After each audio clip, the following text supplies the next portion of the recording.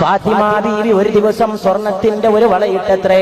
നബി യുദ്ധം കഴിഞ്ഞ് മടങ്ങി വരുന്നത് കാണാനുള്ള സന്തോഷത്തിൽ മദീന മുഴുവൻ ആനന്ദത്തിൽ ആറാടുകയാണ്.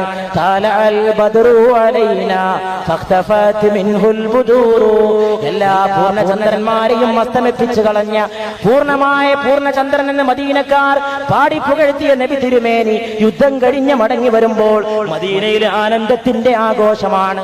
അതിൽ പങ്കുകൊള്ളാൻ വേണ്ടി ഫാത്തിമ ബീവി ഒരു വളയിട്ടു, ഒരു ചെറിയ സ്വർണത്തിന്റെ വളയിട്ടു. നബി തിരുമേനി ഓടിയെത്തി. യുദ്ധം കഴിഞ്ഞ് തിരിച്ചു വന്നു. മദീനയുടെ മസ്ജിദിലേക്ക് പോകുന്ന വഴിക്ക് മോളെ ഫാത്തിമ, സ്നേഹത്തിന്റെ ആ വിളി മുഴങ്ങി. എവിടെയായാലും പോയി വന്നാൽ ആദ്യം ഫാത്തിമയുടെ മൊഴി കേൾക്കണം, ആദ്യം ഫാത്തിമയെ ഒരു നോക്ക് കാണണം, ഫാത്തിമയെ തലോടണം. എന്റെ കരളിന്റെ കഷ്ണമാണ് ഫാത്തിമ, ഫാത്തിമ എന്റെ കരളിന്റെ കഷ്ണമാണെന്ന് വിളിച്ചു പറഞ്ഞ മുഹമ്മദ് മുസ്തഫ സല്ലല്ലാഹു അലൈഹി വസല്ലം സ്വർഗത്തിലേക്ക് പെണ്ണുങ്ങൾക്ക് നേതൃത്വം കൊടുക്കുന്നത് എടീ മോളെ നീയാണ് ഫാത്തിമ എന്ന് വിളിച്ചു പറഞ്ഞ റസൂലുള്ളാഹി സ്വല്ലല്ലാഹു അലൈഹി വസല്ലം നേരെ വീട്ടിൽ മകളെ കാണാൻ ചെന്നപ്പോൾ സന്തോഷത്തോടെ ദിവസങ്ങൾക്ക് ശേഷം മകളെ കാണാനുള്ള ആനന്ദത്തോടെ മകളുടെ നേരെ നോക്കിയപ്പോൾ അതാ മുഖം വാടി, അതാ മുഖം കുനിഞ്ഞുപോയി. ഫാത്തിമ ബീവി ചോദിച്ചു, എന്ത് പറ്റി അങ്ങേക്ക് എന്റെ പിതാവേ?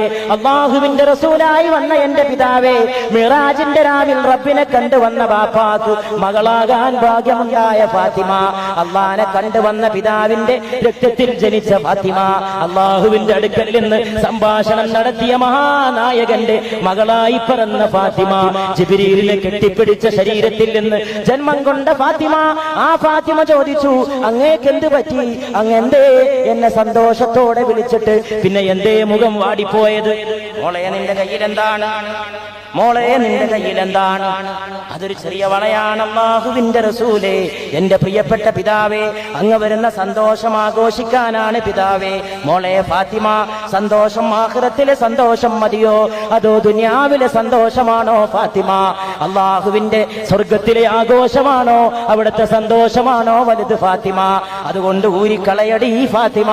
എന്റെ മകളായിരിക്കാൻ ഭാഗ്യമുണ്ടായത് നീ ജീവിതത്തിൽ അഭിമാനത്തോടെ കൊണ്ടാടാൻ ആഗ്രഹിക്കുന്നുവെങ്കിൽ ഊരടി മോളെ ഫാത്തിമ എന്ന് വിളിച്ചു പറഞ്ഞ മുഹമ്മദ് റസൂലുള്ളാഹി സല്ലല്ലാഹു अलैहि वसल्लम सलाम उस पर के जिसके घर में न चांदी थी न सोना था. ഏതൊരാളുടെ വീട്ടിലാണോ സ്വർണവുമില്ല വെള്ളിയുമില്ലാത്തത് ആ നായകന്റെ മേൽ അസ്സലാമു അലൈക യാ റസൂലല്ലാഹ്